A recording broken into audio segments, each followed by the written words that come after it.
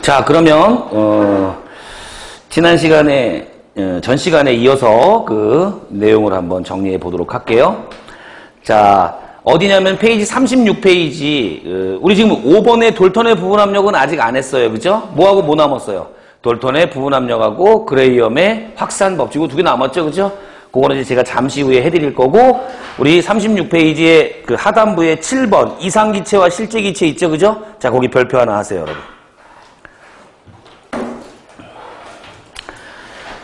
자, 거기는 한번 읽어드리겠습니다. 이상기체는 기체분자 사이에 인력이 작용하지 않고 기체분자 자체의 부피를 기체 전체의 부피에 비하여 무시할 수 있다고 가정한 것이다. 가정한 거예요. 그죠? 그럼 얘는 아까 우리 기체분자 운동론의 첫 번째, 두 번째 항목에 해당하는 거죠. 무슨 질량? 점질량. 그 다음에 인력과 반발력은 없다. 됐죠? 그죠? 그러려면 기체의 분자량은 어떨수록?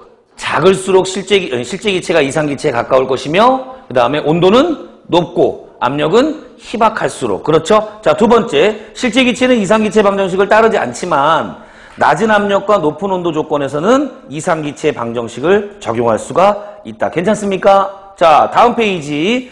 자, 별표하세요. 실제기체가 이상기체처럼 행동하기 위한 조건. 요게 기출문제로 꽤 많이 나왔어요, 여러분. 근데 요즘에는 최근에는 잘 안 나오고 있는 추세긴 한데 언제 얘가 다시 나올지는 어때요? 충분히 뭐랄까 우리가 대비를 해야 될 그런 부분 중에 하나다라는 거 말씀을 좀 드리고 싶고, 기억번. 분자량이 어떨수록? 작은 기체일수록. 어떤 게 제일 이상기체에 가까울까요?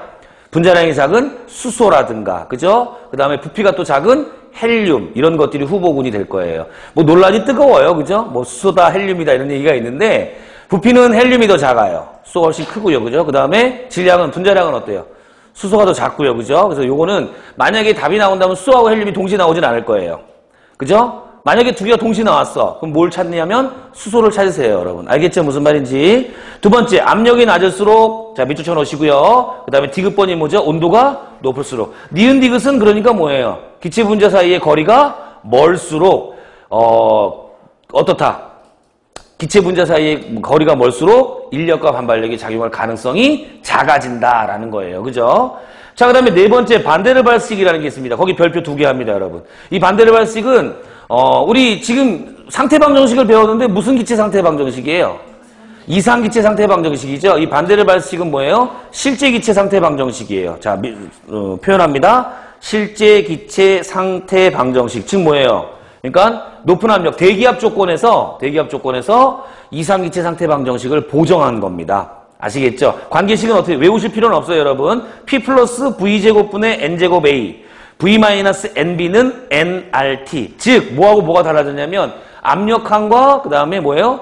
부피항이 좀 달라졌죠, 그죠? 그리고 이 지금 A하고 B 같은 경우는 어때요? 우리가 각각 보정인자 또는 반데르발 상수 이렇게 얘기를 하거든요. A는 무슨 보정인자? 압력 보정인자 이렇게 얘기를 하고요. B는 부피 보정인자 이렇게 이야기를 합니다. A의 역할은 어떠냐면요, 여러분. 이 A 값이 클수록 분자 간 인력이 큰 거예요. A 값이 클수록 분자 간 인력이 크다. 즉 그러니까 분자 간 인력, 극성 분자일수록 어떻게 돼요, 여러분? A 값이 커지겠죠, 그죠? A 값이 커진다. 인력이 커지면 압력이 어떻게 될까요? 작게 측정될 거 아닙니까, 그죠? 선생님, 작게 측정되는데 얘는 왜 V제곱분의 N제곱 A인가요? 이렇게 돼 있잖아요. 그죠? 플러스 값으로 돼 있나요? 이거는 사실 어디에 있던 거예요?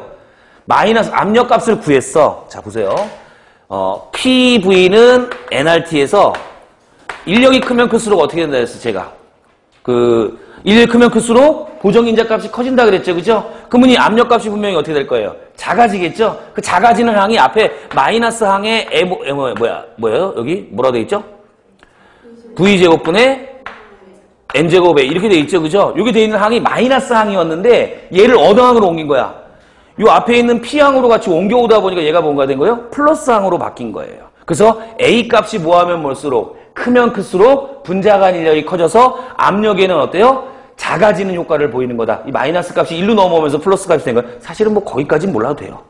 근데 뭘 아시면 되냐면 실제 기체 상태 방정식이 있구나. 그리고 A라고 하는 놈은 압력 보정인자인데 뭐가 크면 크다?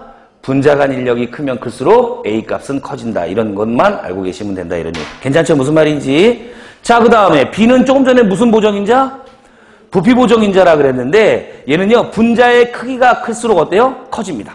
그러니까 B값이 크면 클수록 분자의 크기가 커요.